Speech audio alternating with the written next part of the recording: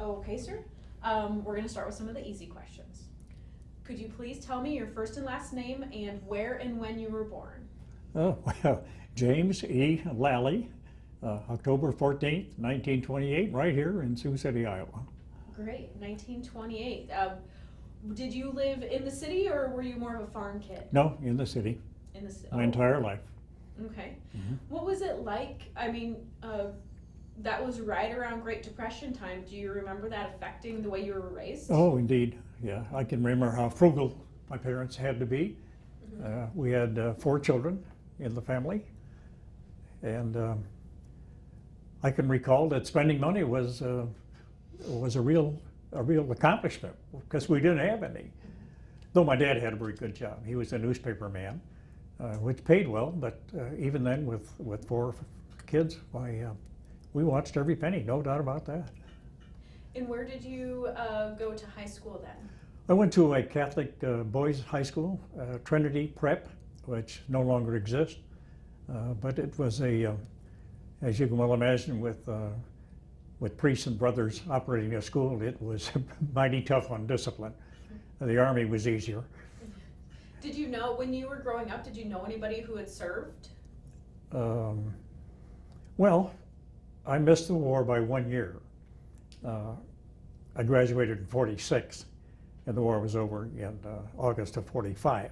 And I regretted that because I was hoping that I would serve in the war, because I always wanted to be a soldier. And it ended too soon, but I joined anyway. I told my folks that if I join the Army, I can get the GI Bill to pay for college. And of course, that appeals to everybody. So my folks agreed to let me go at 17, so I joined the Army at 17.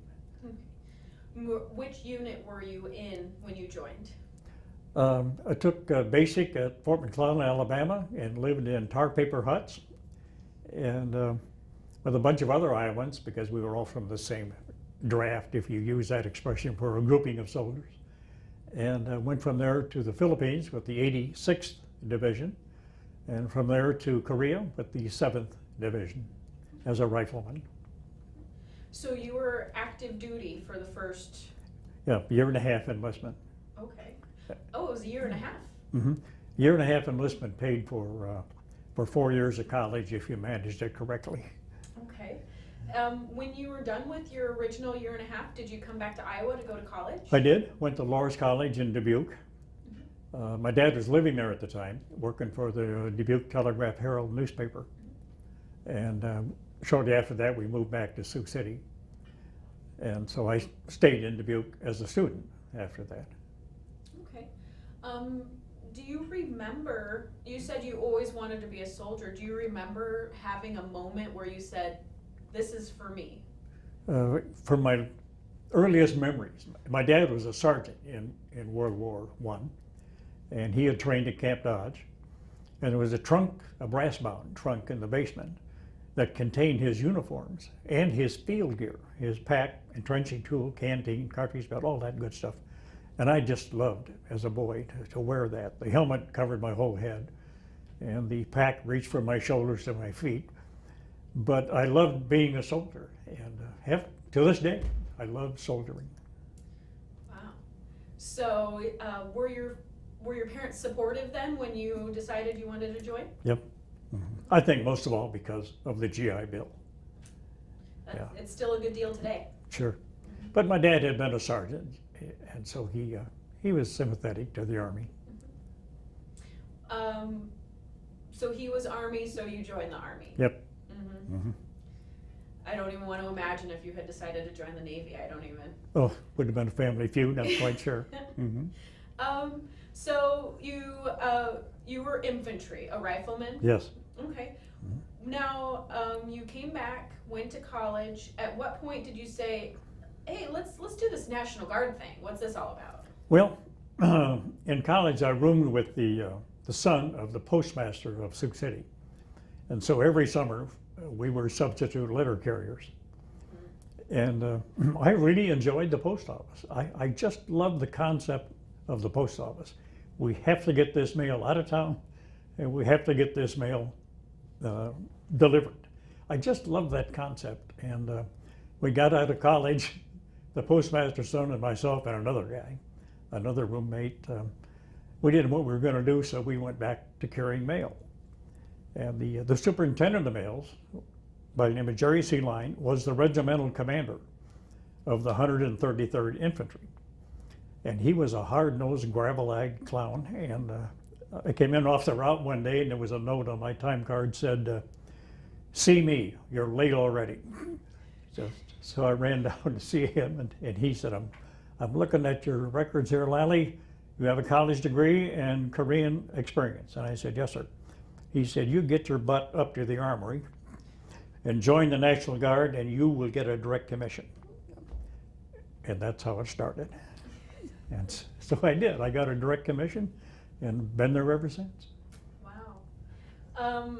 What were you thinking when he said, "You're gonna do this"? You just said, "Yes, sir," moving? It was the excuse I needed. Yeah, it was the incentive I needed to do that.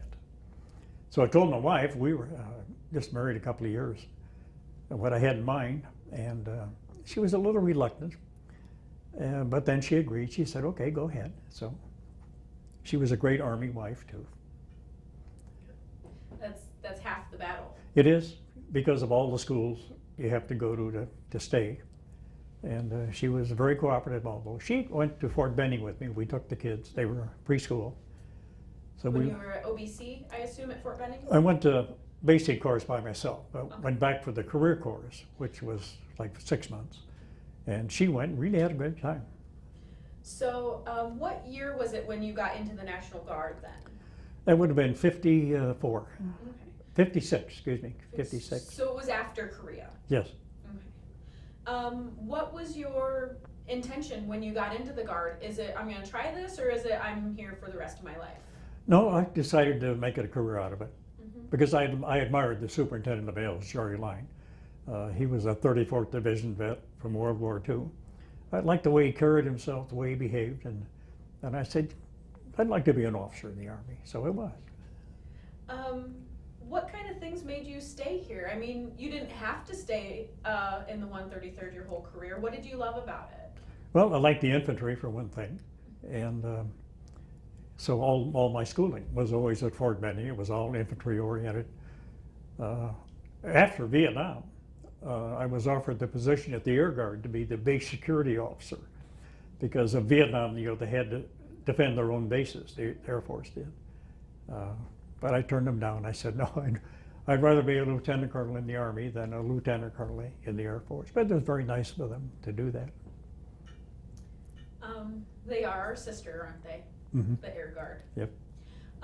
So let's talk a little bit about going to Vietnam and that process.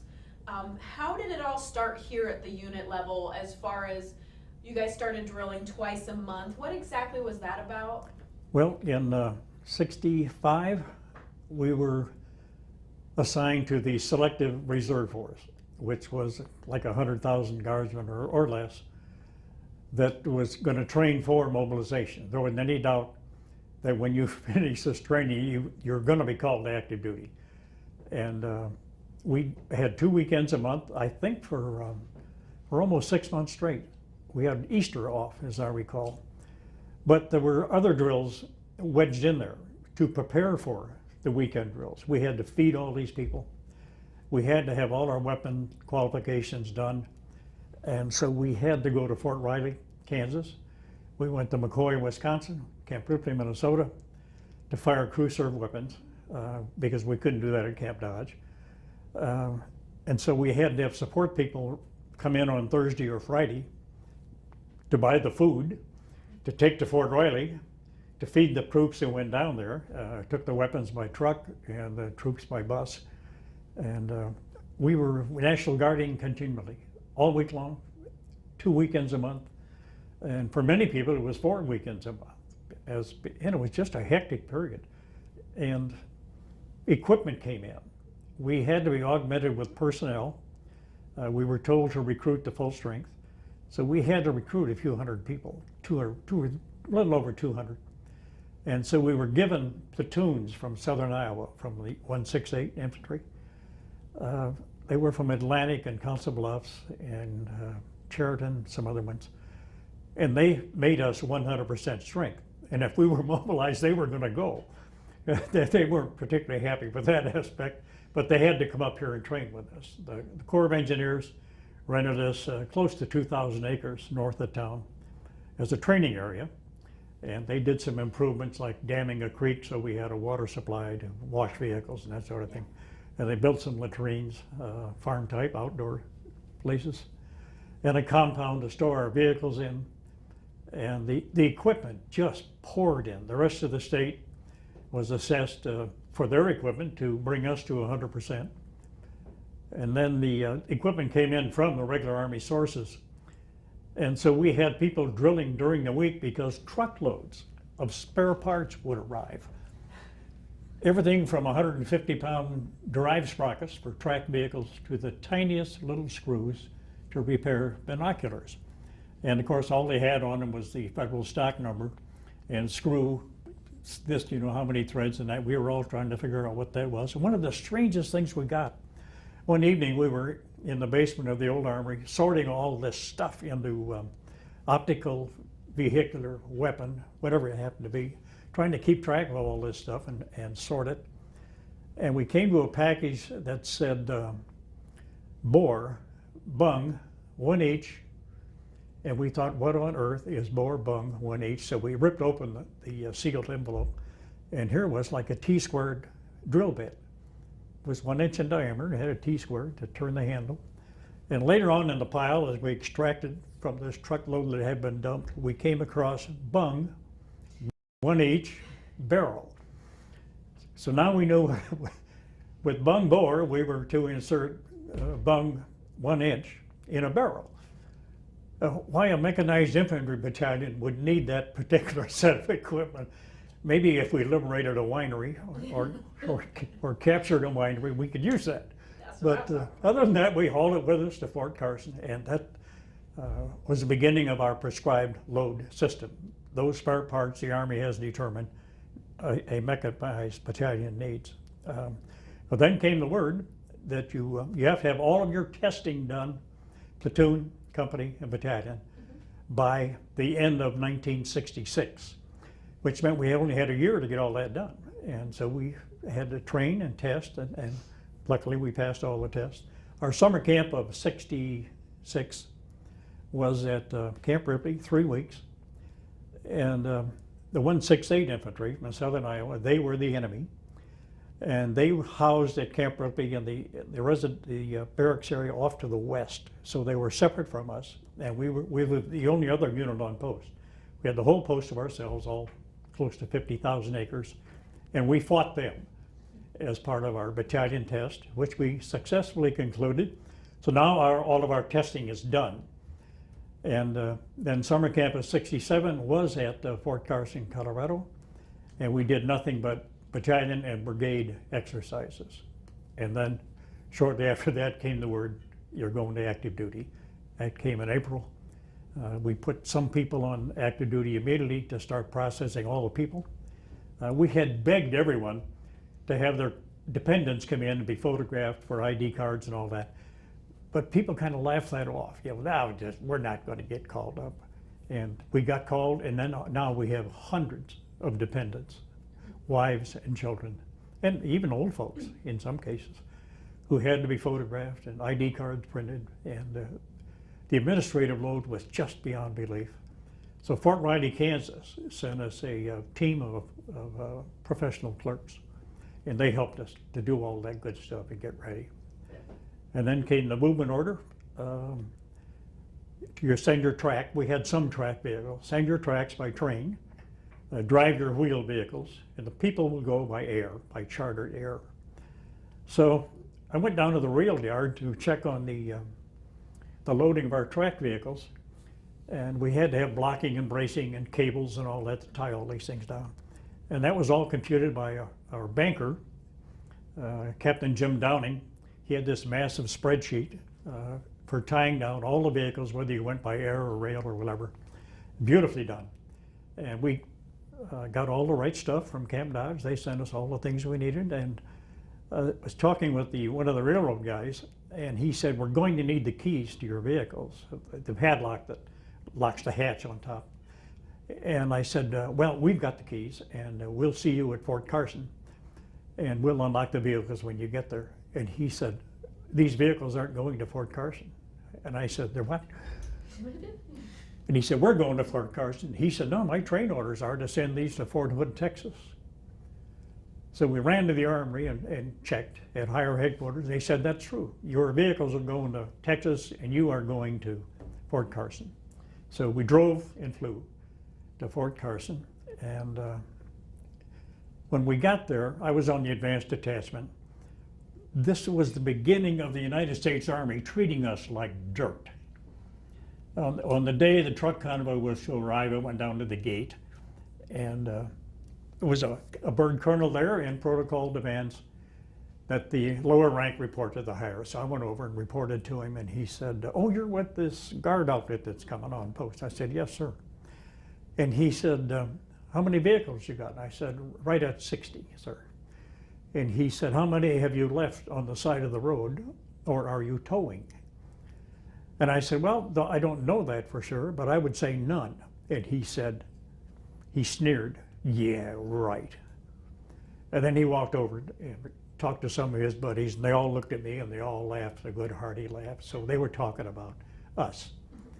Well, through the gate came our people, all in one big massive stream. And the last guy in was Sergeant Bowerly, driving with the wrecker. And so I walked alongside him, and I said, Sergeant, how many vehicles? He said, we got all 60, sir. And I said, they're all under their own power? And he said, they're all here. So I walked over to this wiseacre, and I reported again, sir, and I said, sir, all 60 of our vehicles are on post, all under their own power. And he just stared at me and walked away. See, the Army could not move 60 vehicles without losing some of them. But we in the National Guard are very skilled at highway moves, because we do that every summer. We go to and from something. We know that, and we were very good at maintenance. And he just sneered. But that was the beginning of their treating us like something less than soldiers. I do have a couple questions about back in Sioux City before Sure. you left. I'll write down little things as I think of them. But one of the things I thought about, you said that you had a little makeshift camp north of town. Yes. Did you have good community support in preparing for this? Well, in some cases, there were opposition by employers, because their employees were leaving 2 weekends a month, and they might have been scheduled for something on those weekends, but there was nothing they could do about it. And so there was some opposition, but for the most part, I don't think anyone even knew what we were going through. They're very conscious of the air guard because they made so much noise going overhead, but we were kind of the quiet force. How about some of the troops? Did you have any of the guys say, this isn't what I signed up for, I'm No. out of here? No, I don't recall any of that. But however, when we were mobilized, we suffered a disastrous loss of personnel. The Army, for some unknown reason, I also made a point of this at Commander General Staff College, for some unknown reason, they said in April, if your discharge is before the beginning of the new year, you may get out now.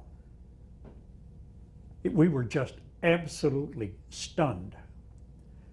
The battalion commander flunked the physical. The sergeant major got out.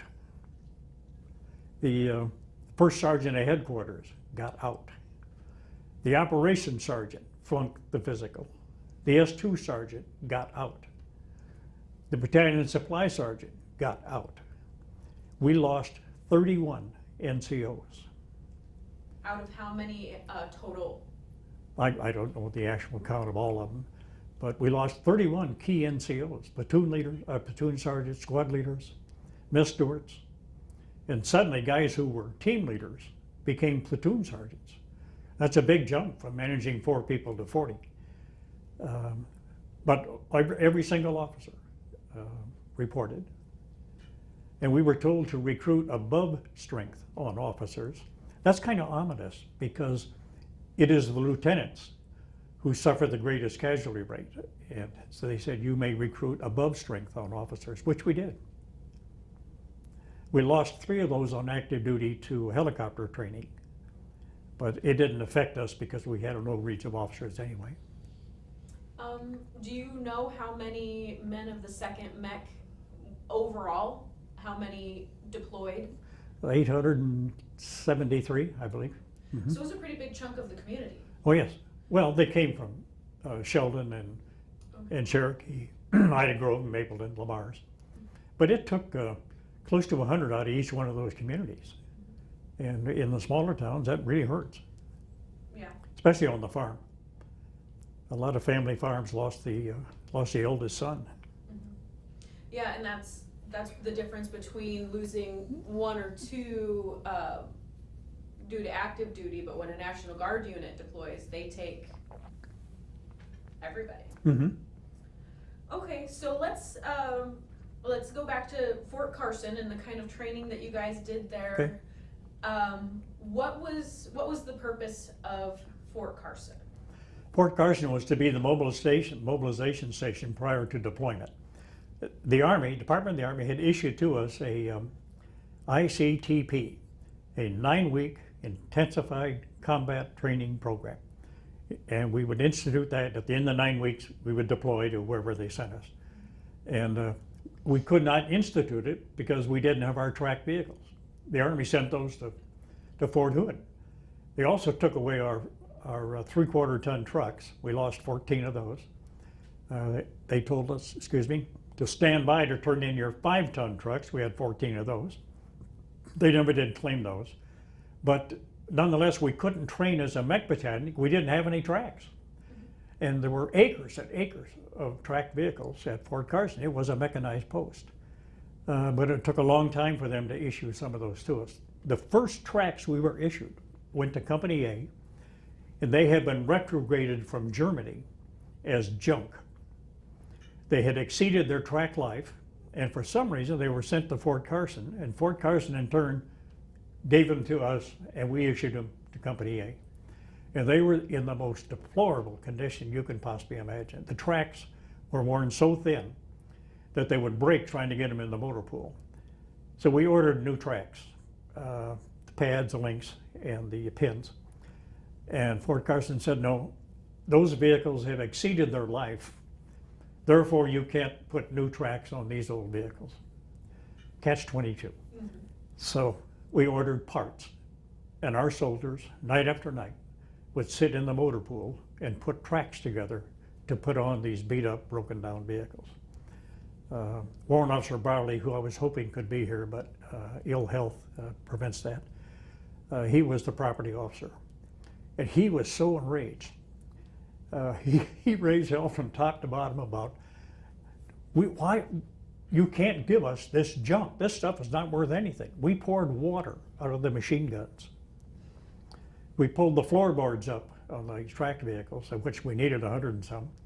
And they were packed with mud and cigarette butts and all that crap. And we had to clean all that stuff up. Yet, because of these farm kids and our skilled mechanics, later in the training period, we had the Command Maintenance Management Inspection, which is conducted by civilians who aren't all that friendly to the Army. And they come into your unit with a vengeance. And I think their idea is to embarrass the Army. And what they check is, if you're short this, is it on requisition? I want to see the requisition. And was it, and they checked everything minutely. We got the highest score ever recorded at Fort Carson with the junk they gave us. Now, some of the stuff we got turned out to be newer, and some was brand new later on. But we started out with junk, and our farm kids did it extremely well. There's levels of maintenance. There's a driver maintenance and battalion maintenance, and beyond that, you have to send it to shops and depots where experts take care of it. Well, we knew that if we sent anything beyond our limit, we'd never see it again, because you go to those repair shops and the vehicles are lined up as far as you can see, waiting to be repaired. So we did our own depot maintenance, and the maintenance guys in this huge building that we had for maintenance, they hung up a huge tarp that blocked off maybe a fourth of the building, and behind that tarp is where we did the depot maintenance, where we replaced pistons and drive shafts and all that stuff that was supposed to be done by others. We called back to the state of Iowa and said, since we were the only mech outfit in the state, whatever spare parts you have for a mech outfit, send to us. And so they did. They sent a small semi out and full of parts for us. So we did maintenance way beyond what should have been our capability, because we had all these and these farm kids. You know, they've been driving and maintaining tractors for Lord knows how long. So, and as long as they're old enough to see over the steering wheel, right? Mm-hmm. And then we got the ultimate insult from the Army. We couldn't do our 9-week training program. Then we got the ultimate insult when Fort Carson said, you guys are not qualified to carry guns. And we said, for God's sake, everybody in this battalion has been to basic training and AIT at a regular Army post, and their records so reflect. And the Fort Carson said, you are going to have to start over with, this is a gun. And the bullet goes in here and it comes out here.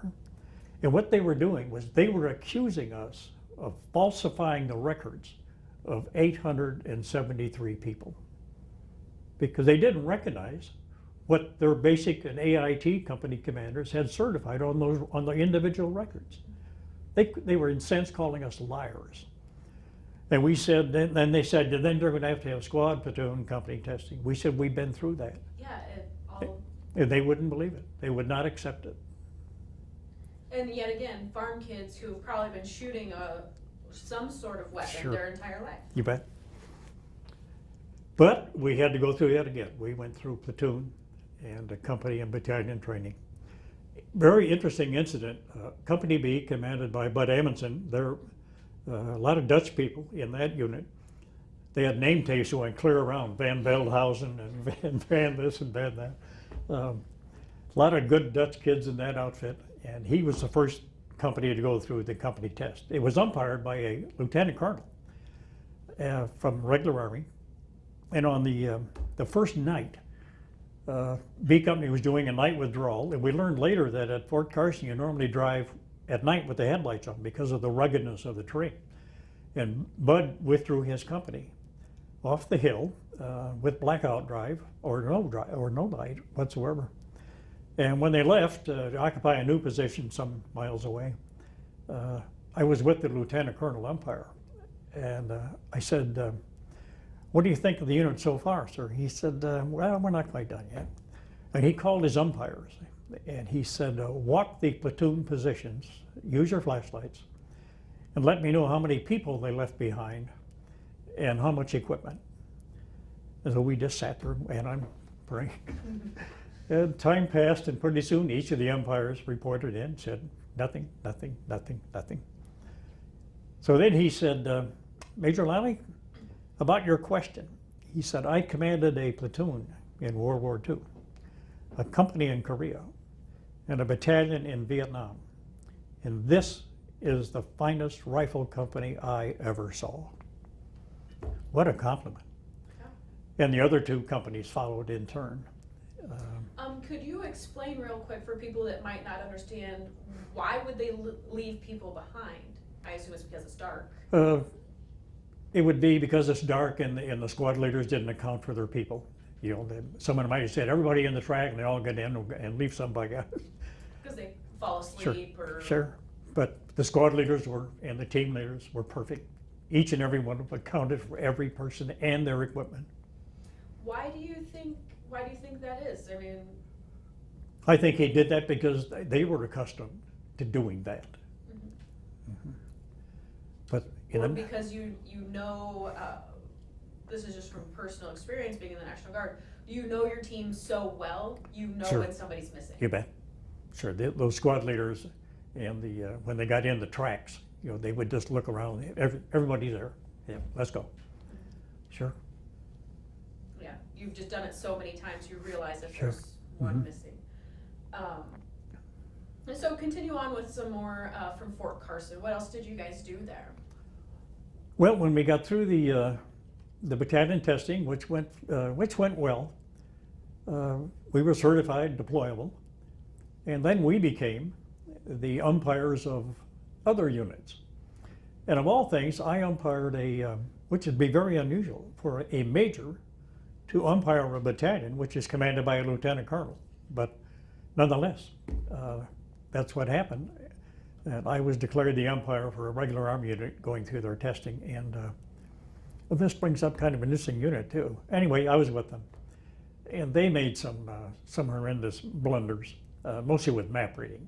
Their younger people weren't as familiar with the Fort Carson as we were, and they made some map reading errors, but nonetheless, we got that all straightened out. And when night fell, we were down in a particularly rugged area of Fort Carson, in a very hilly area like this, you know, with ridges and arroyos and canyons and all that. We were in one of those. And this lieutenant colonel was setting up his headquarters in one of those, and I had left our trailer with our bedding back at the what would have been called the brigade headquarters.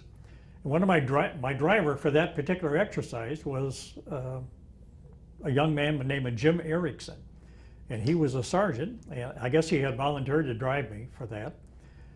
And so we left, and it was dark, and I told Sergeant Erickson, I said, we're going to go back and get our bedding in our trailer, and we'll just stay there till dawn. I said, hell, I'll never find that place in the middle of the night. And he said, oh, I know where it is. I said, you got to be kidding me. He said, no, I know where it is. So I said, okay, you're in charge. And away we went, absolute blackness, no light whatsoever. And we drove and drove and drove. And the next thing I heard was, halt, who goes there? And so knowing the password and all that, we went through that drill. And the voice said pass, so we drove in. And I heard this lieutenant colonel say, his name was Barry. I heard him say, who's that? And I said, it's the umpire, sir. And he said, well, I'll be damned. He said, I just told all these people you'd never find us. I said, well, this is kind of basic for me. Now, I told him it was Sergeant Erickson. I said, this guy knows where he is at every moment. Sergeant Erickson later won a Silver Star in Vietnam.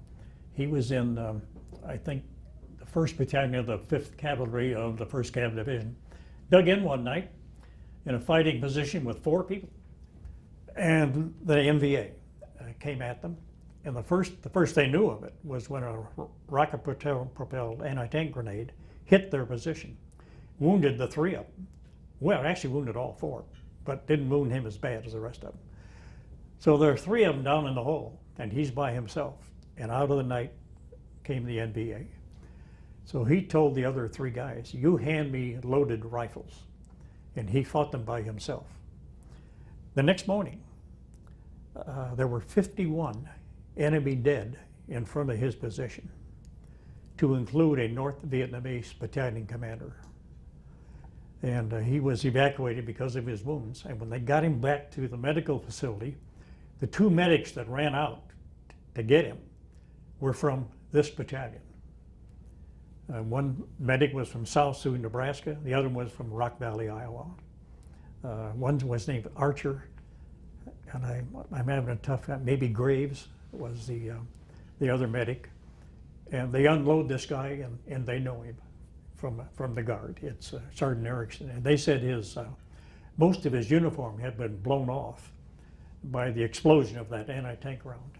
And they fixed him up and sent him on for further treatment, and he was later awarded the Silver Star and the Purple Heart. But Erickson was my driver that night. In any event, as the test went on, then we had to assemble later in the theater, and the commanding general was there, and the assistant commanding general, and all the people. And I'm on the stage giving my critique of the battalion. And I said, you know, there were some problems, there was always problems, but nonetheless, this battalion is combat deployable. So when it was over, the battalion commander came over and he said, I want to thank you very much. He said, that was an honest appraisal, and I appreciate it. And he said, by the way, I have written to the 1st Infantry Division, where he had come from, in Vietnam, and I told them to pick you up when you get there.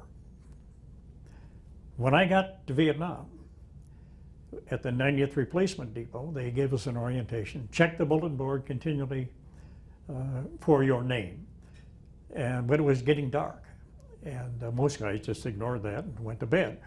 And I said, well, I'll go check the bulletin board. I walked down the bulletin board and said, Lalley, James E., Major, 1st Division. So whatever he had written, and they already had me reserved. And so I was in the 1st Division.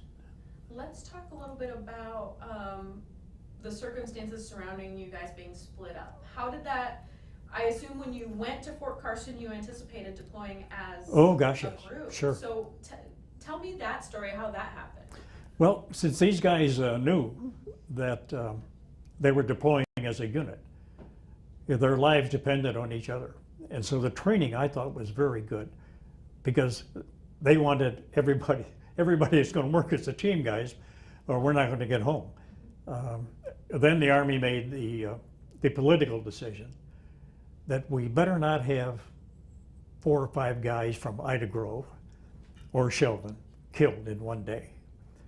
So it was a political decision to send us as replacements. And that cost us. When we got back, there were a number of people that said, you promised us we'd go as a unit. And so there's no sense staying in here if we aren't going to go as a unit. And so it cost, I'm not saying how many, but nonetheless, there were people who would not stay because of that. So it had nothing to do with being National Guard. No. It was No. strictly like a Sullivan brother kind of thing. Yep. Okay, so then what progressed after you found out you were going to be individually augmented? Well, I guess everybody kind of accepted that. Warrant Officer Lalley, the supply officer, he was the first one picked. Interesting story with him. He reported to a helicopter company commanded by a major, and the major told him, Mr. Barley, the supply situation in this unit is completely out of control, and I would hope that you can get it under control. Well, Barley being Barley, I mean, he was a very outspoken person. He had that mess straightened out in one heck of a hurry. The major said the pilots are going home with their helmets, they're taking their sidearms with them, and he made sure everybody started signing for their equipment.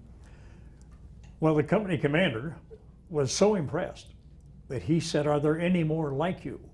And Barley said, oh yes. He said, there's a whole bunch of them, here are their names, Jess, Hammerstrom, and he gave them the other names. And he said, they're all on their way to Vietnam. And this major said, I'll pick them up. And he did.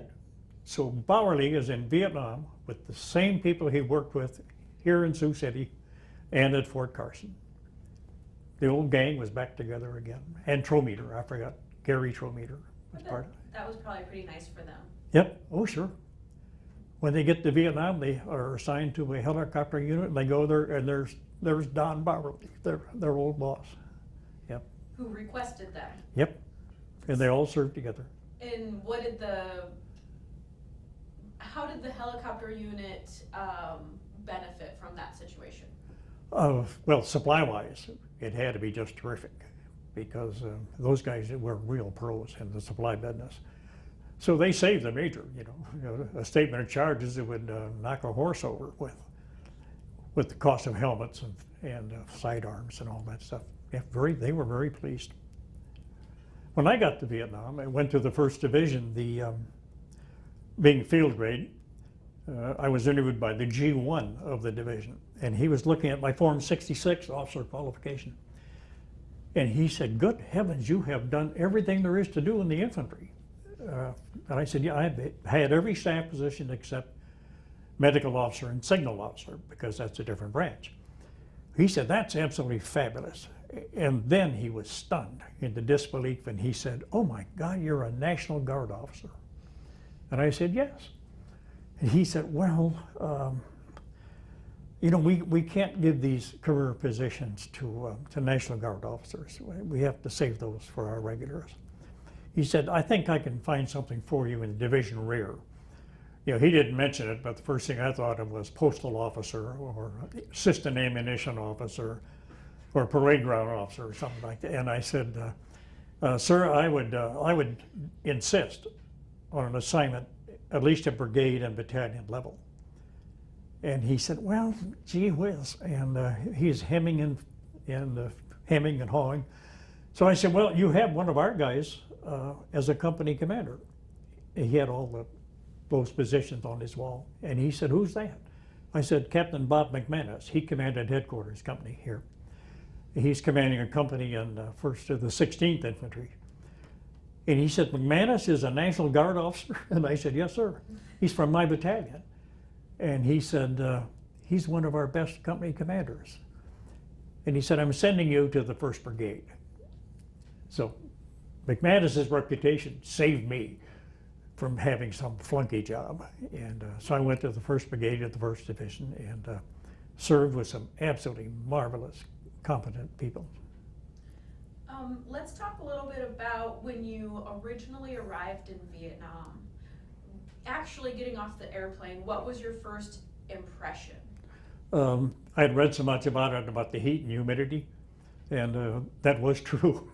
Get out of that air-conditioned airplane, and that humidity, you could almost shovel it. And it took me a couple of days to acclimate, but I did, finally. I only spent one night in the replacement depot, left the next morning for the 1st Division, and then spent one night there, and then I was in 1st Brigade. And it was interesting too. The G1 said, be at the whatever pad, the blue pad or the red pad for the helicopters. And he said, pick up a footlocker out here. There's stuff in it for the 1st Brigade, and you take that with you. They were up at Quan Loy, close to the Cambodian border. And so I picked up the footlocker, which was fairly heavy, and hauled it with what little stuff I had. And went out to the pad, and this little helicopter came in with 2 Ottomans flying it with the sun shield down. And they looked, motion. I go to load up in the back and strap in, and they said, hook up the intercom, which I did, and they said, Quan Loy. I said, roger that, and away we go. Well, about halfway there, which could have been a 40, 50-minute flight, they told me, said they're having a fight at Quan Loy. So we have to get under the artillery and above the machine gun fire.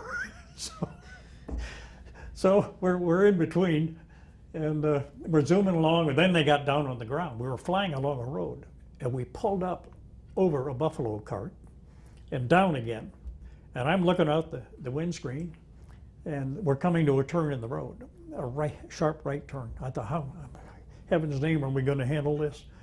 And we went down there and then up and did a wing over, back down into the right-hand turn, and away we went. And we hopped up over the barbed wire into Quan Loy and put down. And then those 2 guys raised their sun shields. And I swear to God, they were 15 and 16 years old. They still had zits. And they are flying this $1 million machine, and I'm in the back. Anyway, I unloaded all this stuff, and the 1st Brigade said, welcome to the 1st Brigade. It was a marvelous thing. Our S3 was a West Pointer named Warren Meade from Cedar Rapids, Iowa. The S2 was Jack Kelly.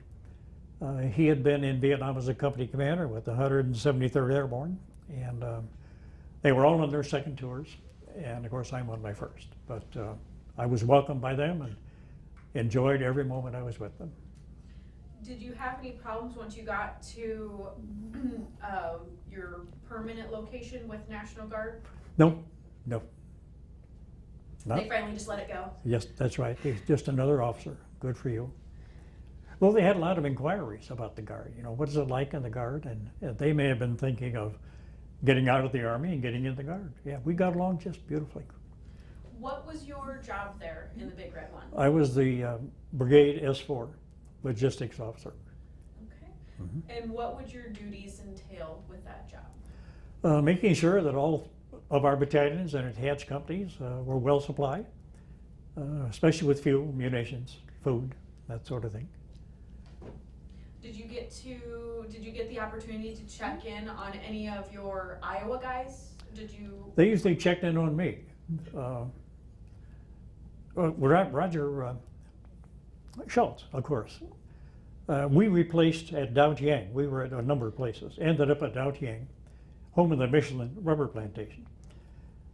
And I was in, there was a French house there that was built like an H, and it used to house French bachelors who managed the plantation. So there was a little room and a little bedroom. There were 4 of those on this H, a center place to eat and a kitchen. That was the H. In any event, I was there one evening on the phone, whatever I was doing, and a captain from the 25th Division came in, and he had just arrived on post with with somebody, and he said, "I need a phone," and I said, "Here, take it." Well, he went through all the switching service, and he ended up talking to the 25th Division, which we had replaced, and he said, "Well, it's all taken care of because Roger's here." And then later he said, "Schultz is here with his platoon." So when he finished, I said, "Are you talking about Lieutenant Roger Schultz?" And he said, "Yes, I am." "How would you know that?" And I said, "Roger Schultz is a National Guard officer from Iowa." He said, "Well, I didn't know that." I said, "He's here?" And he said, "Yeah, he's just down the rubber trees here." So I walked down there, and as I approached, some big leather-lunged sergeant yelled, "Halt!" And I walked up and saw Major Lalley with the 1st Brigade here, and he said, "Yes, sir, what can I help you with?" And I said, "I understand Lieutenant Schultz is here." And he said, "What do you want with him?" You know, this guy's going to defend his leader. And I said, "Lieutenant Schultz and I served in the same National Guard unit. I'd come down to say hi." And that changed everything. And he said, "Lieutenant Schultz." And out came Roger. So from that time on, whenever Roger got close, he'd come over to our place, and we'd give him what we had and ice cream. And he remembers, to this day, he remembers the ice cream. We had, when we got to this Dao Tiang fire base, combat base, we discovered there was a little tiny ice cream factory there that was run by the South Vietnamese. And boy, what a treat. Yeah. So we distributed ice cream to all of our troops out in the field there, and to Roger whenever he dropped in. He would come in to rearm and refuel. That's great. It's, you know, one of those special little things that you Yeah. don't realize. Mm-hmm. And just before the last of the 25th Division left, a lot of them were pulling out by C-130 aircraft. We had a very short airstrip, just a little bit longer than the airplane itself. And all these soldiers were lined up along that little airstrip, which ran uphill and downhill, by the way. I bumped into First Sergeant J.P. Cook of Mapleton, and he was our acting sergeant major at Fort Carson. I made it, physically bumped into him. And he backed off and said in his big booming voice, "Sir, First Sergeant J.P. Cook of the 27th Infantry reports." And I said, "J.P., for God's sake, how the bump?" Yeah, we had a great reunion. Well, he said, "We're leaving." They're out on the runway. A little while later, a soldier came running in, all stained with the red dirt of Vietnam.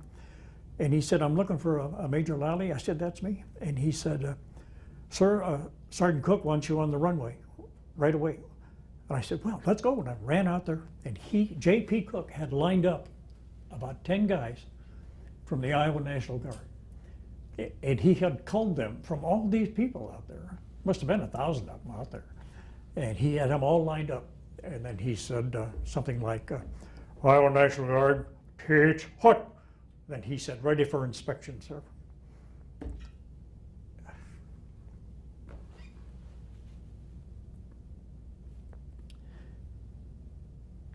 And it was emotional.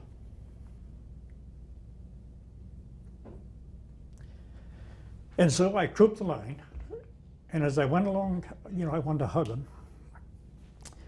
But we shook hands, and when I got towards the end, I was going faster and faster because I knew I was breaking, just like I'm breaking now. It was just marvelous.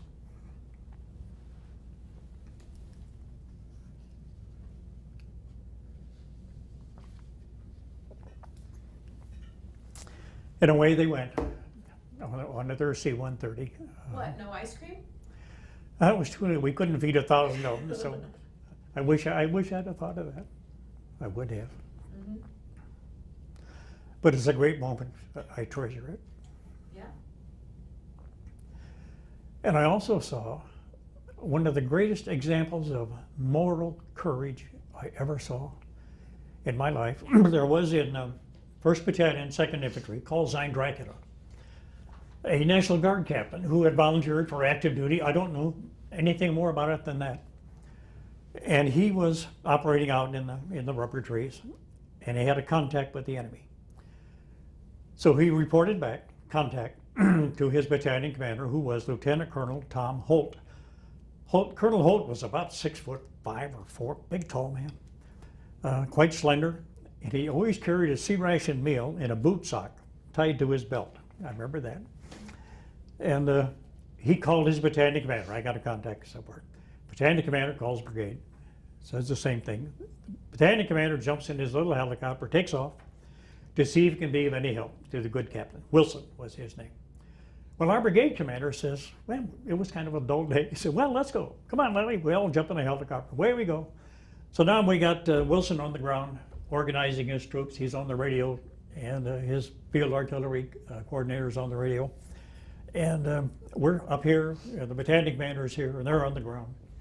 And suddenly, bursting in on the company commandant, where Wilson is talking to his platoon leaders, came the voice of the division commander, violating every protocol, every principle of communication. He butts in on the company commander's frequency, and he says, Dracula Alpha 6, this is Iron Chest 77. What an egotistical name, Iron Chest 77. Give me a sit rep. Over. There is no response. All we can hear, we're monitoring too. All we can hear is... They're in contact. Yes, all we can hear is Captain Wilson directing his platoons. Again, the division commander butts in, a little irritated. This is Iron Chest 77, and I want a sit rep now. No response. Third time, he calls, says, and I want a sit rep, and I mean now, he's screaming. And Captain Wilson answered, unknown station, get the hell off of my net. I'm fighting a war. Oh, we all looked at each other, and then Iron Chest came up on the brigade, or on the battalion command to Colonel Holt, and he said, meet me at the Devil Pad, which is our helicopter pad. And our colonel said, I think we better go. So the 3 helicopters head for our division, our brigade pad. And we were down first, and then came the battalion commander, and then the general came down. So here are these 2 guys standing there. And the little general, kind of a short guy, came tearing out of his helicopter, and he ran up to these 2 colonels. And he said to Colonel Holt, looking up at him, he said, I want that captain relieved, and I mean now. And Colonel Holt stood even taller, and he said, sir, if you want him relieved, you will have to relieve me. And the general said, okay, you are and with that, our brigade commander, Colonel Everett Post, stepped between them. And he said, if you relieve him, sir, you relieve me too. And the general said, dirty word. And he spun on his heel and went back to his helicopter. The greatest example of moral courage I ever saw. These 2 men, regular Army officers, put their careers right on the line for a National Guard officer who's on active duty for what, a year or 2 at the most. Just magnificent. And that story spread like wildfire through that brigade, and we all knew we were in good hands. Good men. And what was the name of the captain again? I think it was Wilson. He was not, he was just from some other state. Yeah, he had volunteered Yep. for active duty. Mm-hmm. And he was pretty senior. He was probably 7 or 8 years older than the average company commander, but he was very, very good.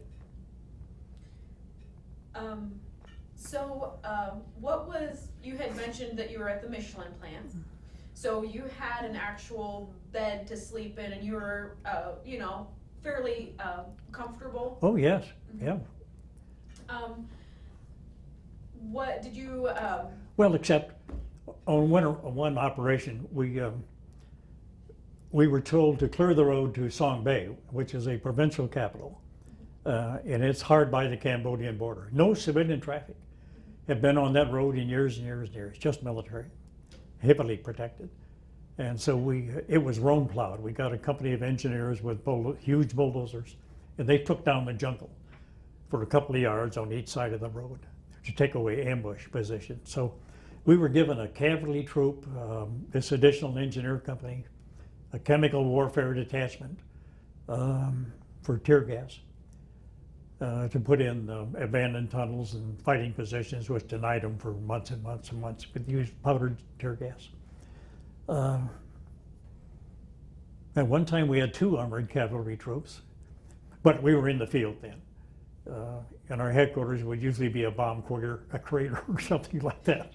But we spent some time in the field, but most of all, we operated out of this Dao Tiang base camp in these old French homes, beautiful homes. Yeah, I've heard the Michelin Plant was actually It was fully operational. very. Yep.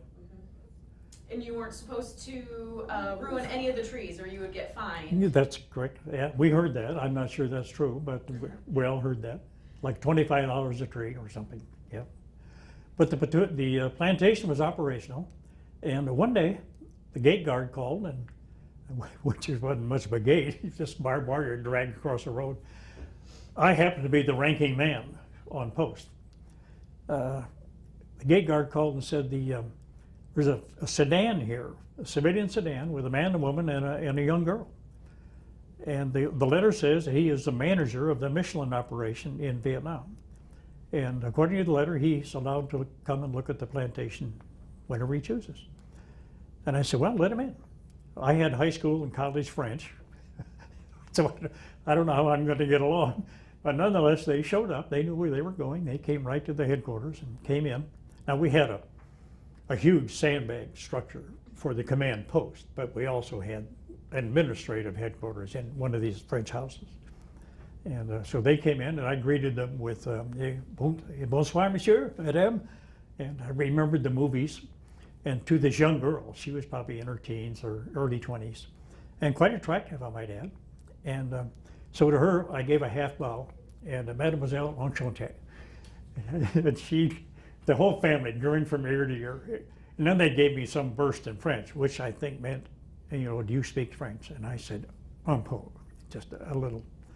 Luckily, our commander of 1st and 2nd Infantry had gone through the French General Staff College, and he spoke fluent French. We got hold of him, told him what we had. He said, I'll be right there.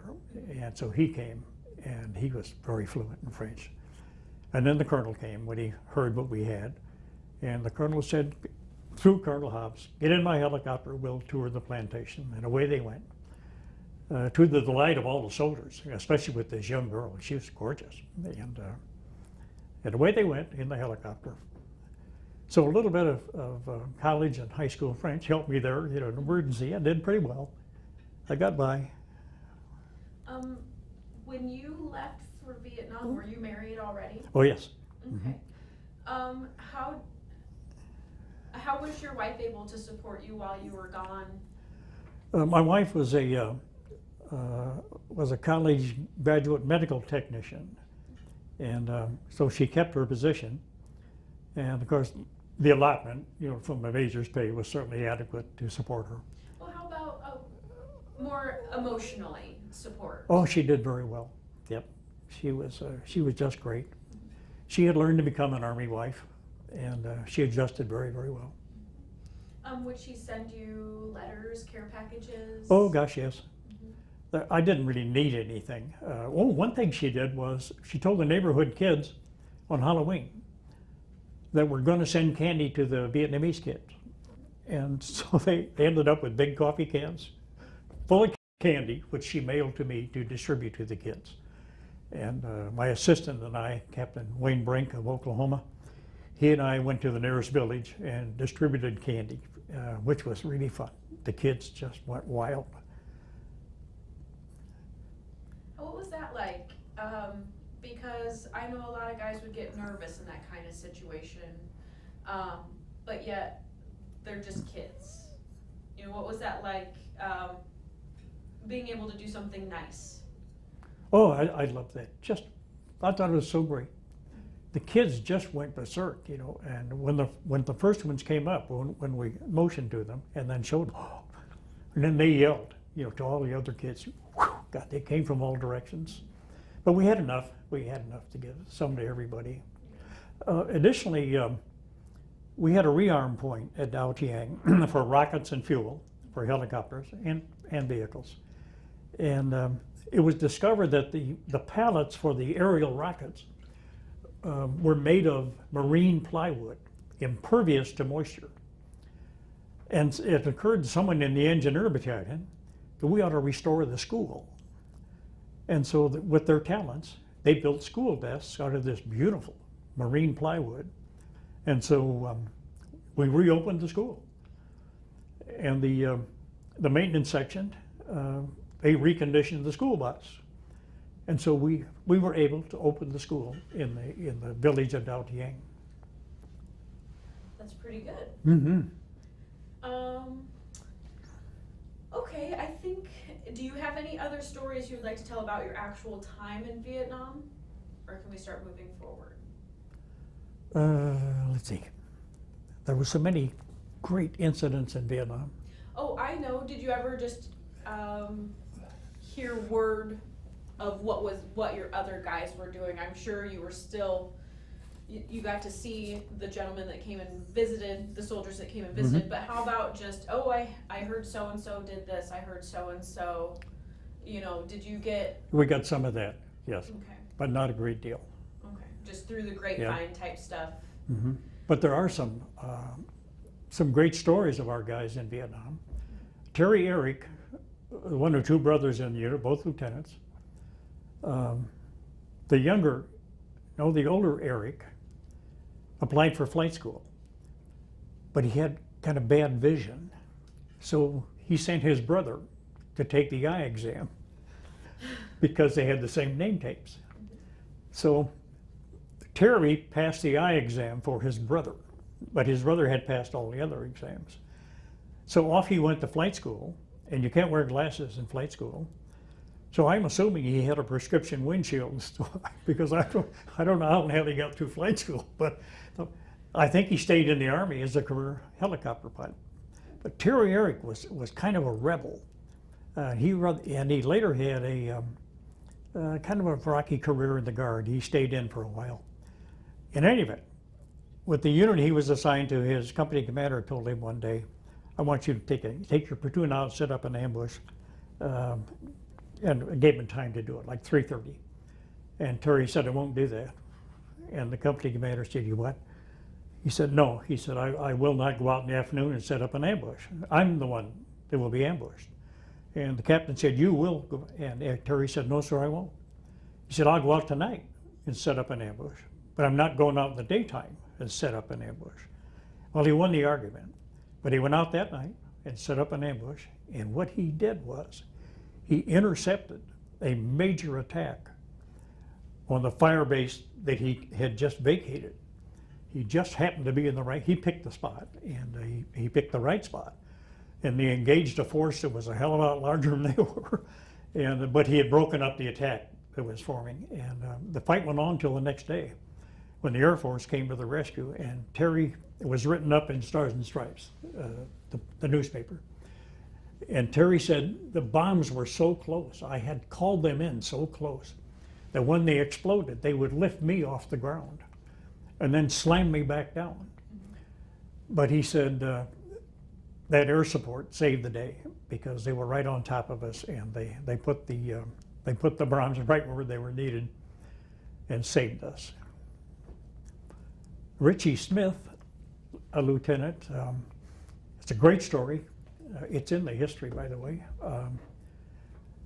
He reported to his company at night. I went over on the airplane with him, and Richie looked to be just a teenager. He is so young, but he was a superb athlete. He was the catcher on the brigade baseball team, was a defensive back on the brigade football team. Reports to his company just as it gets dark.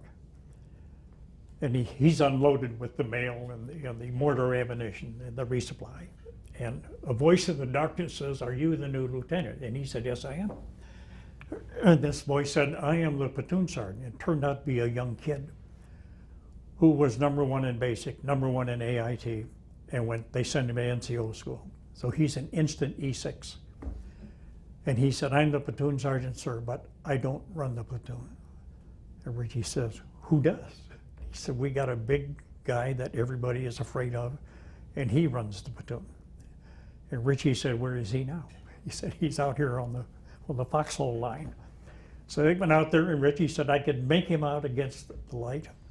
And he was laying on top of the fighting position. So Richie said I hopped up there, half above ground, half below. He said I hopped up there and I kicked him in the ribs.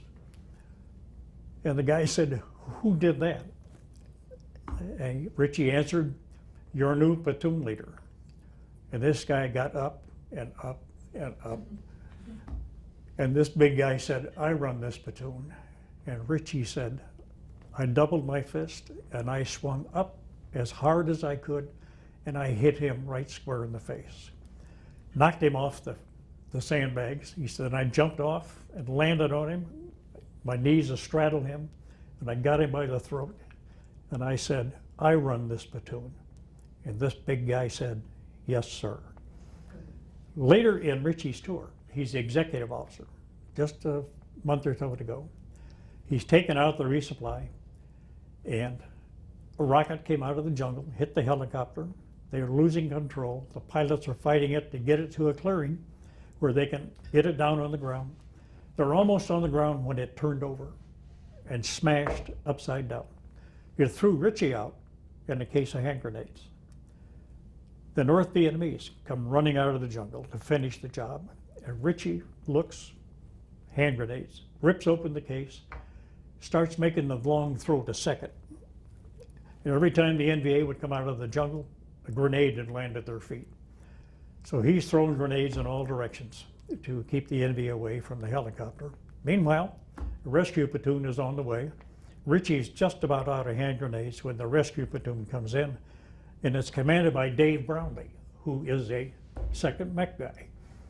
And as Dave Brownlee formed up his platoon to assault across the clearing, he looks down and says, oh, hi, Richie. And Richie looks up and he said, my God, it's Dave Brownlee from our battalion. But he saved the day. He was wounded and got a Silver Star. That's a good story. Yeah, I need to find out where these soldiers are now. Richie, of all things, Richie stayed in the Guard and commanded Company B, and he was lugging beef, of all things. Richie Smith was lugging beef at a packing plant in Hayward, as I recall. Yet he was from Lawton Broughton area, Lawton Broughton. And I was visiting with a friend who's a great South Dakota football fan. He had gone to South Dakota to play football for him. And I was telling him about Richie. And he said, he's a great defensive back. I said, yeah. I said, hell, he was playing with guys who were the taxi squad of the Kansas City Chiefs. And he said, where am I going to find him? Well, we found out where Richie was because he was still in the Guard. Well, my friend went up to see him, and anyway, he ended up on a football scholarship at the University of South Dakota. Graduated with a degree in accounting, and he ended up the comptroller of the company in Ida Grove that manufactures and distributes paving equipment worldwide. He ended up with a great job. And where is he now? In retirement, I think, in the Ida Grove area. Mm-hmm. That's the last I heard. Okay, let's talk a little bit about coming home. Okay. Did you know that you were getting short on time? Did you have a day or a Yep. paperwork that you knew? Yeah, well, they, President Johnson at the time said we're gonna cut short these National Guard tours. Instead of 24 months, they're going to cut it back. And so half the battalion didn't go to Vietnam because they were scheduled to go, but the president then cut the tours. And the Army said there's no sense send them over there for 6 months.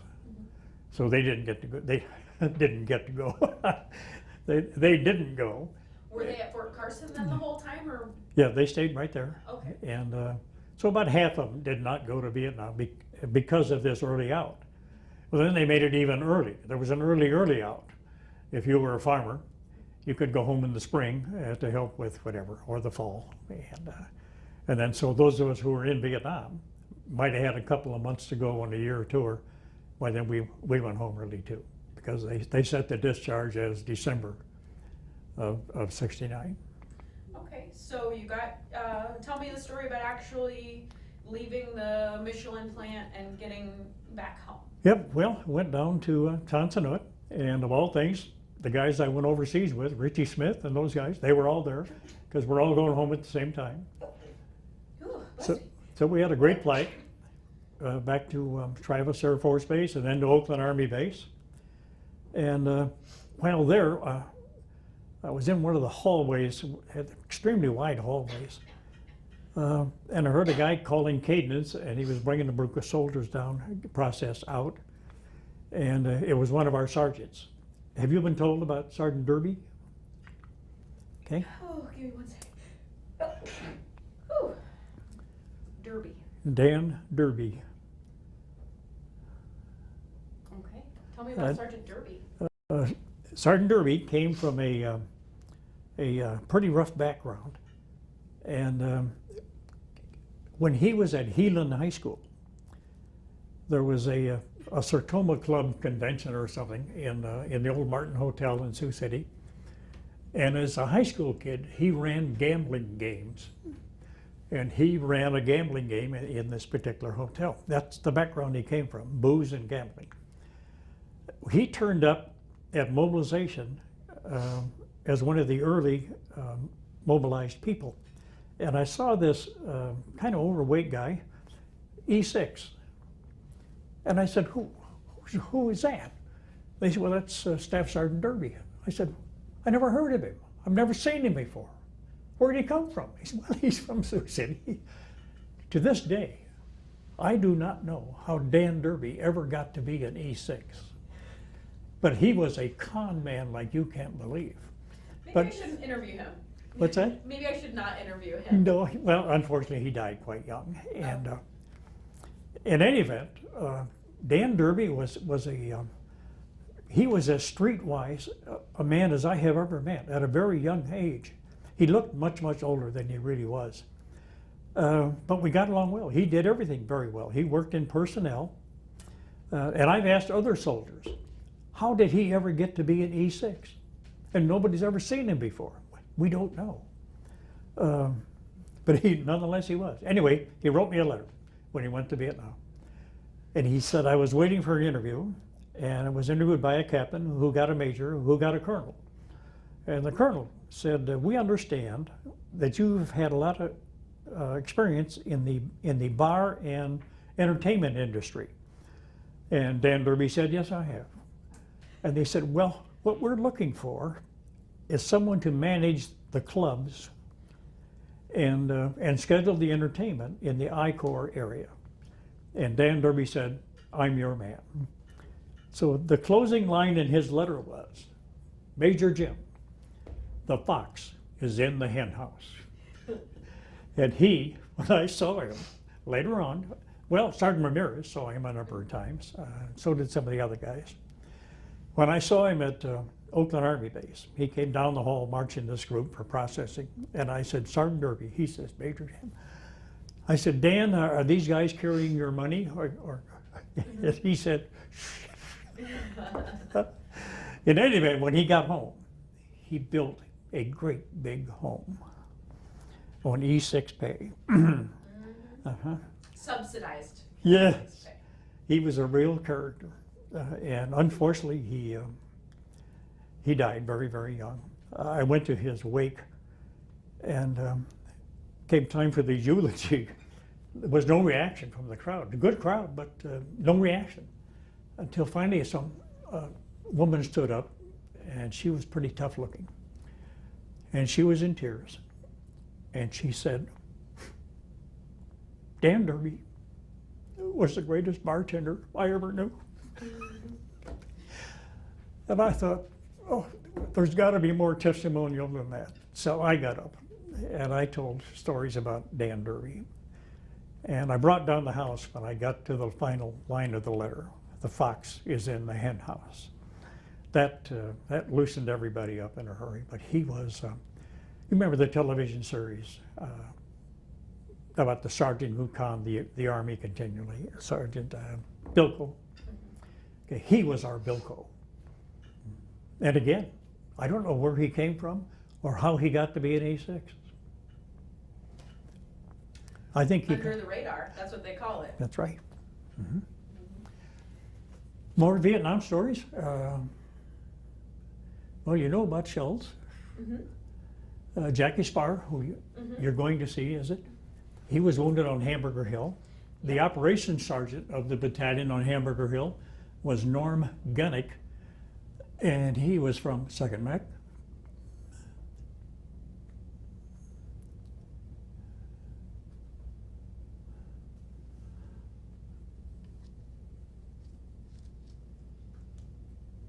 And go ahead. Lieutenant Hoppy, Roger Hoppy.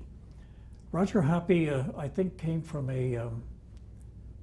I think his father, as I recall, his father died quite early in Roger's life. Roger goes with us to Fort Carson, and lived in the bachelor in the BOQ. And the BOQ was like a tiny bath, a bedroom, and kind of a sitting, or like a hotel room, big hotel room. The phones, however, were on the wall outside, and so your phone number was whatever phone was the closest. He's in his jockey shorts only, on the phone, talking with his company commander. When he looks down the hallway and around the corner came a female in a short terry cloth robe, carrying a guitar and a bottle of wine. Roger said, I didn't know what to do, so he said I just got as close to the wall as I could, facing it, and continued the conversation. Then he said, I looked over my shoulder as she passed, and she said very cheerily, "Good evening, sir." And he says, "Good evening." Well, it's the first we knew that female officers were in the BOQ. We didn't know that. That wasn't the way it was at Fort Benning or anything like that. So anyway, they would see each other again. And before long, they were seeing a lot more of each other, though she had already seen quite a bit of him. There's no doubt. And they began to date quite heavily. And they decided to put things off because he's going to Vietnam and so is she. Well, Roger was lightly wounded, and he's returning to his unit in the field, and they're stopping over because of weather at a place called Quan Loy, which we had just left to go to Dao Tiang. Just a few days earlier we had gone. And they put down and they find a place for him to put up, and so he's put up. And that night the NVA came in huge force. They got through the wire, through the minefield, and into one of the artillery positions. So Roger Hoppy comes out of wherever he was sleeping. He's got a gun and a few rounds of ammunition. In his jockey shorts? No, this time he's clothed. But he sees what's going on under the light of the flares. The NVA are lowering this gun to use on us. So he charges the position using what ammunition he has, jumps into the artillery pit, killed the rest of the NVA with a shovel. But he's badly shot up, but he saves the gun. And eventually they repulse the attack. They evacuate him to a medical facility, and he's covered with blood and grime. And they're cleaning him up for surgery, and one of the nurses shrieks, "It's Roger." And it was the nurse, Karen, that he had been dating at Fort Carson. And she's helping to clean the guy up. Anyway, they do emergency measures, they preserve him, and they send him on to a bigger hospital, and then to Japan, and eventually to the hospital Army Hospital in Denver. And guess who, when her term is up, gets assigned to the hospital? She does. And so they finish out their tour together, though he was kept on active duty until he was fully rehabbed. And anyway, they get together after that, and they married. It was meant to be. It's a good story. Is he still around now? Or He's in Mankato. Minnesota. Mm-hmm. But I'm not sure that he's married to the same woman. It still makes for a good story. Yeah, it is a super story. Did you have anything else on your notes that you wanted to? discuss? I'm sure we can be here all day long. Yeah. Well, I taught for an hour and a half at Morningside College, so. We had a lieutenant named Barry Fitzpatrick, who was in the 1st Cav Division, and he's patrolling in the highlands of northern South Vietnam. They're using a helicopter for radio relay. And the helicopter called him and said, "You're being followed." He said, "Roger that," which is normal for the enemy to follow a unit and see where they set up for the night and that sort of thing. And he said, "I'll set an ambush." And the helicopter said, "It better be a good one. It's a tiger." So Literally. yes, so Barry says we set the ambush, and sure enough, down the trail came this big old tiger, nose to the ground, padding along, and he said, this magnificent beast. He said, in an instant, we'd have shot at the North Vietnamese. But he said, I just didn't want to do this. But he said, we didn't want him following us into our night position either. So he said, I gave the order to fire. And he was so emotional telling it. He said, and we had to kill this beautiful animal, and which they did later on that operation. This demonstrates the cunning that can happen to a human being in these circumstances. He said, we're on our compass course, and we came across this huge teak tree, downed somehow. So he said, I deployed the platoon because it looked like a perfect place for some sort of a deadfall. So I went first, he said, and I swung up on the tree, and I stood up, and aiming at me was a North Vietnamese officer. And he said, before I could get adjusted, the guy pulled the trigger, and he hit me in the thigh, knocking me off. So he said, I sailed off this huge tree trunk and landed on my back. And in this instant, he computes this. Most people are right-handed, so their barrel of their gun points to the left. So he said, I knew this guy was coming after me. So he said, if the barrel points this way, I'm going that way. So with his heels and his elbows, he went that way. And he said, sure enough, that guy jumped up on the tree trunk, and he was looking the way the barrel was pointing. And he said, in that instant, he knew he was dead because I wasn't there. And his head snapped around, eyes and mouth wide open. And there I was, aiming at him. And he said, I pulled the trigger. But isn't that illustrative of the animal-like cunning that happens to humans in that kind of an environment? Amazing story. But the burst he took to the leg took so much meat that he was invalided out of the Army. But he was a great kid. In that situation, I would be not so lucky because I'm left-handed. Oh, well, you'd be. Or I guess if I was the bad guy, I'd be pretty lucky because it'd be pointing in the right direction. Uh-huh. Interesting story from Fort Carson. Sure. Okay. Everybody, every field grade officer, this brings up two stories. The commanding general of Fort Carson, General Gleaser, had a meeting of field grade officers every Friday afternoon. They would discuss what happened, what's going to happen. The National Guard was excluded. We were not invited. But about halfway through our time at Fort Carson, they finally invited the National Guard. And so we became then, it took us a long time to be acclimated accepted by the Army. Well, a requirement of a field grade officer was to spend the night with the Colorado Springs Police Force, which I did, rode around with them. And so I got to know these couple of guys at night pretty well, spent a night with them. Well, a couple of days went by, I got a phone call, and it was from one of these officers. And he said, Major, we got some of your boys down here.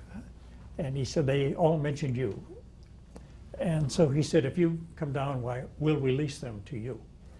I said, I'll be right there. So I whizzed. By that time, we're living at Fort Carson. My wife is there. And so I ran down to the police station, and both of them were laughing so hard they could hardly stand up. And they said, we got to tell you what happened. Said, we're cruising the strip right outside of Fort Carson, a lot of bars there and whatever. He said, we see these guys come out of the bar, got in their car, and he said, we better make sure they get home all right. Well, it's a boulevard. No, it's not a boulevard. There's an expression, a street description for trees that grow down the middle. I forgot the name. Anyway. Yeah, but it's, I can't think of it either. Yeah, anyway, so they drive down and they make a U-turn, which is illegal. So they made a U-turn, so he said, we turned with them. But they were driving very well. So he said, we assume they're going to be okay, and we're going to ignore them. He said, when suddenly they must have noticed us in the rear view mirror, because whoosh, they did a fast right turn and took off into the residential area. So he said, damn, so we chased them. And we got up close to them, and we turned on the lights and the siren. So they pulled over. And I'm looking down the hallway in the bullpen where our operations sergeant is there, our intelligence sergeant, then the 4 senior sergeants. And he said, that one over there. He said, they came out all 4 doors, and this one yelled, eat grass. It's got chlorophyll in it. You remember back in the 60s, chlorophyll was the great breathalyzer. Okay, the gums. Chewing gum it's got chlorophyll in it for bad breath, and you could buy chlorophyll tablets for bad breath. And he yells, "Eat grass! It's got chlorophyll in it." So they said, when we policed them up, they were grazing on this front yard. Just absolutely hilarious. But that was Sergeant Bill Bach of Lamar's. Oh, Soldiers. have you heard the Lovestone story? No. Okay. When we were in the testing period, Secretary of the Army, Undersecretary, told the Chief of Staff, Westmoreland, I want to visit one of these mobilized guard units. So he brought him a list, and he said, this one. We got the finger again, us. Eeny, meeny, miny, mo. They get us. So when Fort Carson heard that, they went into an absolute panic, as only the Army can do. B companies in the field. So people arrived to scrub and wax the B Company barracks and redid the beds, tightened up the beds, and did all that stuff. I think they were prisoners from the stockade. Then they put padlocks on the B Company barracks so nobody could get in there. They brought in trees and planted them. They brought in shrubs. We had to jump the drainage ditches from the barracks to the road, which is gravel, and they built little bridges across the drainage ditches. I expected to see a geisha girl with a parasol standing on one of the bridges. They redid the whole community, especially B Company, a lot of emphasis on there, because they wanted it to look nice. It was a Potemkin village for the visitors. We're in the field, and they tell us, you have to brief the secretary and the chief and all these other people that are coming. So they sent out to hear our briefing a second lieutenant who was a speech major from Yale. And I think they sent him to see whether or not we could construct a sentence or speak passable English. And he had a few suggestions, but as a lieutenant, who in the hell is going to listen to him? But then came a captain, and we gave him the briefing. And then the ranks increased. And finally, a lieutenant colonel came out, and he said, where did you get these chairs, folding chairs, in this tiny briefing tent, which is about half the size of this room? And we said, well, we brought them from home. He said, well, they're kind of rusty and beat up. I'll bring you some chairs if you're going to have the secretary and the chief. He went back and told his officers, bring your bridge table sets. So we ended up with padded folding chairs from bridge sets. So we have these laid out. And then came a colonel, and he said to get the briefing. And he said, where in hell did you get these chairs? And we said they were loaned to us by a lieutenant colonel. He said, well, get these damn things out of here. You don't have padded folding chairs in the field. So we got rid of those chairs and put our old chairs back in. Finally, we get the general officers coming here to the briefing, and they're happy with whatever went on. A criticism might be, why don't you all wear your flashlights on the same side? You know, so this. But other than that, the briefing was very good. Meanwhile, the Secretary and the Chief of Staff of the United States Army, they bring the Chief of the Continental Army Command, the Chief of the Ground Forces Command. Every general on the East Coast is going to be with the Secretary. So they all come, the 5th Army Commander, 4th Army Commander. People came from the West Coast, hearing that the generals and the Chief are going to be here. Why, they want to be there too. And who was the chief at the time? Westmoreland. And so all these people show up for the briefing. Meanwhile, outside the briefing tent is a large flat stone. Somebody had cleaned it up and painted on it Love Stone. And there it is. And Sergeant Bill Bach, the guy who said eat chlorophyll, he's in charge holding the tent flap open where the stone is. In come hordes of helicopters. All these generals pile out. A fleet of jeeps, backup transportation, comes in with an ambulance, comes pouring in, and a field truck. And so we get all this stuff on the ground. The generals just about fill the tent, only room for a few colonels.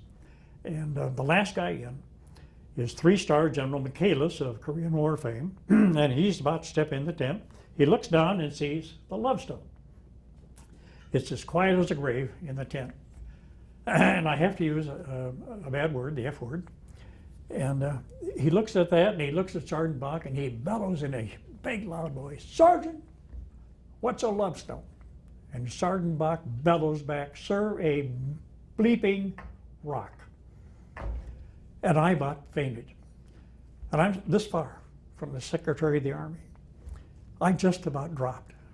And General Westmoreland is sitting here, and his cheeks went out, trying to hold in the laughter. And I'm looking at the audience, they're all goggle-eyed. And finally, Westmoreland let go. He couldn't hold it. He burst out laughing, and then everybody just erupted. And it was really funny, but it relaxed everybody. We realized they were all human. And it was a great briefing. I don't think we got one single question. It was so good.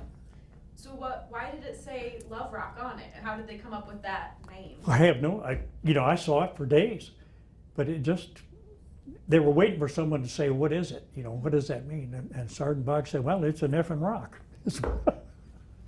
I didn't know if it had something to do with it being the 60s. And I have no idea. just something that Joe's made up. Yep, which makes GI so much fun. Soldiers are just magnificent with what they can come up with. Let's talk a little bit about being in the National Guard.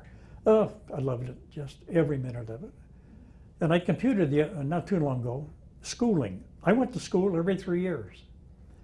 Yet it seemed longer between sessions, but it worked out to be every 3 years I had to go to some school in order to stay and to be properly educated. And that's a great interlude in life, is to go to a school. I got to where I really enjoyed it. By the time I finished Commander General Staff College, I was 10 times the student I was in college, because I was learning something I really wanted to learn. It was just great. How about as a leader in the National Guard, what kind of relationship do you have with the guys that maybe not an active duty person has? I thought I got along very, very well with the guys. I certainly wasn't a martinet or anything like that. If I'm in charge, well, I'm in charge, and this is what I expect. And they simply did it. I had, at Camp Ripley one summer, I think my first tour as battalion commander, we had this, we had almost a full battalion with these 200 vehicles. And I was up on a hilltop, and the battalion was out in there in the trees of Ripley. And part of the training is to be able to displace in a hurry in mechanized infantry. So I thought, well, we might as well do that. And so I gave them the code word to displace and the coordinates of the new assembly area. And then I just watched it. And suddenly, towards the initial point, to form the convoy, to move to the new location, here came the combat, or the support trains, and then the combat trains, and then came the units A, B, and C, and all that. And just for a little bit of time, as I looked at all these hundreds of vehicles coming, I said, nobody can do this. Nobody can possibly handle this. But then I kind of relaxed and said, they're doing this because I said so. And of course, if I tell them to stop, they'll stop. And if I tell them to go this, they'll go there. And then I relaxed. That, yeah, they are depending on me to tell them what to do. And, but I had that moment of doubt that no one person can control this, but you can. It's quite easy because you have such great subordinates. And they did it. Sure, who are happy to do their job. And that was a great learning experience, battalion command. So let's talk a little bit about something that might be a little bit more difficult, but actually losing people and how that affects a leader. Or do you have a time frame? No. Okay. Because it affects you, even though you may not be serving with them, but what was that like? Or do you remember one in particular? Yeah, we were at Daojiang. We were reporting for the evening briefing for the colonel, and the S3 of 1st to the 2nd Infantry, Dracula. His name was Friedman. He was coming into the briefing, and he got me around the shoulders, and he said, "Jim, we lost one of your boys today." And I said, "Who was that?" And he said, "Sergeant Stephen Crum is up here." He said, he knew. He said, "He's from Ida Grove, Iowa. He's one of your boys." And that, you know, even though I didn't know Steve, but that got me. Even worse, after Vietnam, I was at a meeting, the Postal Service meeting in Washington, D.C. And like a lot of those events, Wednesday afternoon is free. So people can see some of the sights of the Capitol. And so on Wednesday afternoon, I taxied to the Vietnam Memorial, which had just been completed. As I approached, there was a young man there at a podium and a book. And he said cheerfully, "May I help you, sir?" And I said, "I don't know. What do you do?" And he said, "I can give you the panel and line number of any name you may be looking for." Wonderful. I said, "Here, it's a list of 12 names of men from my battalion." And he took it and he went through it, handed it back. It was completed as he said. And so armed, I set forth down into the wall. I quickly found the panel I needed, counted down the lines, and I was tracing across the names, looking for Corbin C. Tyndall from the Mars, as happy, cheerful, jolly a guy as you'd ever want to meet. Lieutenant Schultz spoke highly of him. And when I touched his name, I burst into tears. And I stood there, helpless, absolutely out of control, tears streaming down my face. I couldn't believe this happened to me. And I moved on to the next one, Rania Cannon from Sioux City. Same thing. He was a very quiet guy, but boy, very intense about being a platoon leader. And Donald Wood, next. He was a hard-charging young sergeant, went to OCS, long OCS, graduated just in time to go to Vietnam, Silver Star winner. And the crying continued. I went through the rest of them. And when I got to Stephen Crum, he came across a situation, well, I was only 50 yards from where Stephen died. He was leading a patrol around our combat base, came across an RPG tied to a tree, which means they were going to use it that night. It was already aimed, they just fired at night. Put his squad under cover, went forward to check it out, and was booby-trapped, and it killed him. And I remember the BAM looked over there and saw the smoke. And that's when the commander said, "We lost one of your boys." And I just cried and cried and went through all the rest of them.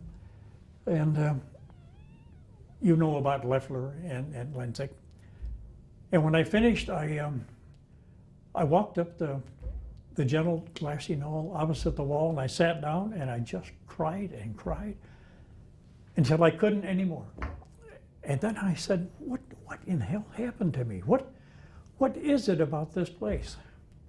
And then there was the realization.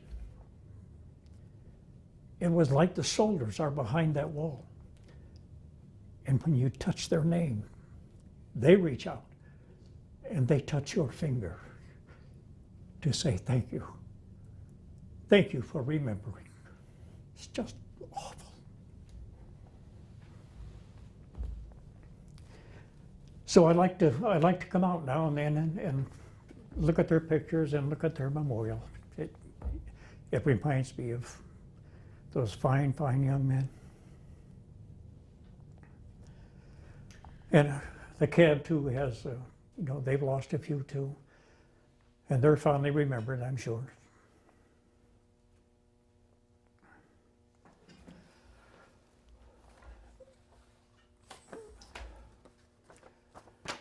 I go to daily mass and I pray for them every day.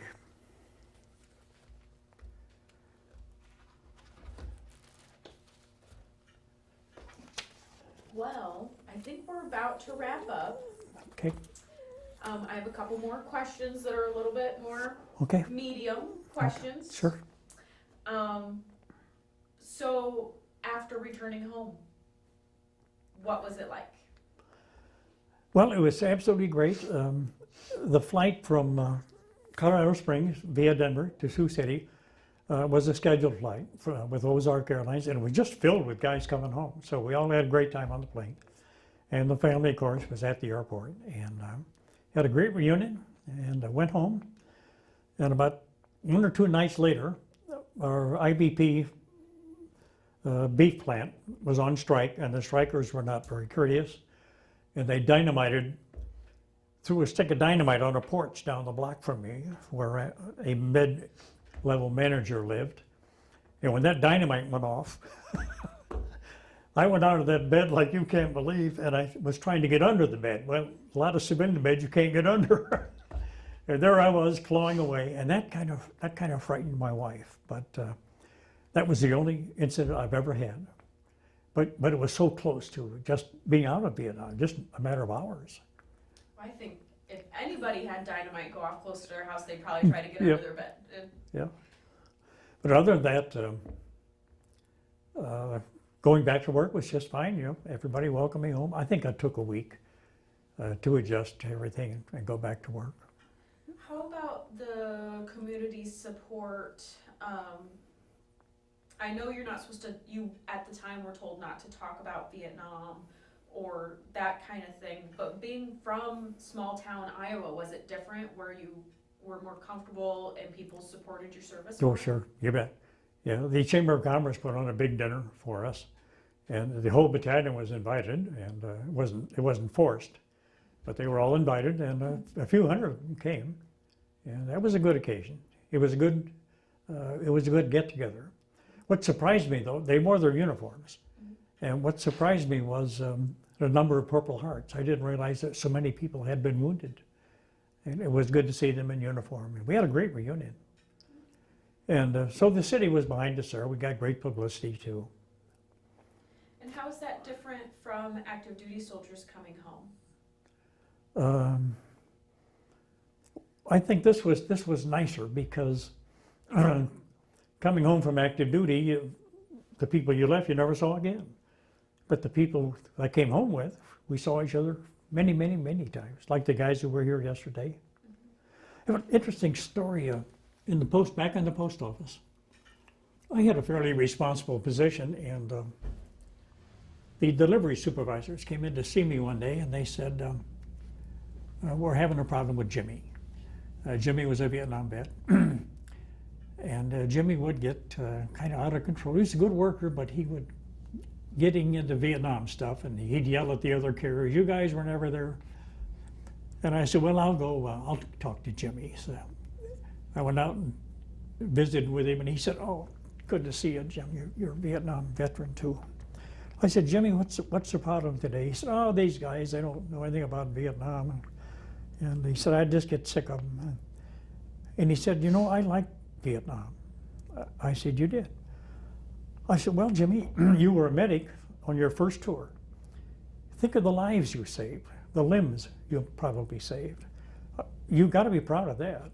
And being proud is probably liking it." And I said, "And then you signed over for another tour as a squad leader." And I said, "As a sergeant, I'm sure you did what you could." to save the lives of your soldiers. And he said, that's not it at all. I said, well, Jimmy, what is it? He said, it was the killing. He said, I liked the killing. Can you imagine that? And I said, Jimmy, how could you like the killing? He said, I just did.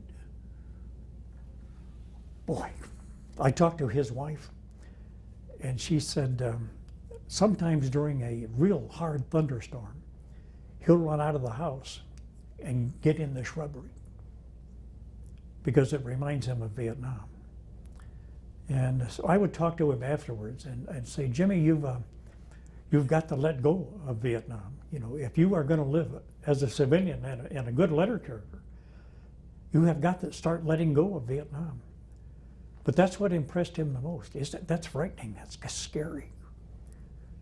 But when I left, it had been some years since he'd had one of those episodes, and he was in close contact with the VA continually. He was an excellent worker. You can imagine signing over for a second tour, but he said only if I'm a squad leader. And they said, okay, you can be one. But he just stunned me when he said, I like the killing. Wow. Yeah. It's just not natural. No. Did Jimmy turn out to have a successful life after that? Oh, When yes. he went to the VA Yep. and they helped him? Yep. Mm-hmm. Yeah, the VA said that if he gets off his medicines, he starts to have these episodes. And his wife said the same thing, that she's continually on him to take whatever they have him on. But he has to consciously separate himself from Vietnam. Yet, at least during my period with him, he relived it every day. And you have to let go sooner or later. I remember walking in a bar after work once and bumped into an old high school friend who was a phenomenal athlete. Hadn't seen him in years and years and years. So I sat down with him, and the first thing out of his mouth was, do you remember the time we played East High School? See? And all these years had gone by, but he was still living back in his athletic days. And Jimmy was still living Vietnam. Vietnam was the greatest thing that ever happened to him, the biggest adventure. Of course, it has to be for anybody. But he was always reliving his big adventure. But when I left, it had been some years since they'd had a problem with him. So I hope he let go. All right. Well, I think that's about it. But is there anything else that you wanted to share that we didn't discuss? No, I don't want to take all your time. Okay. All right. That's it then. You bet.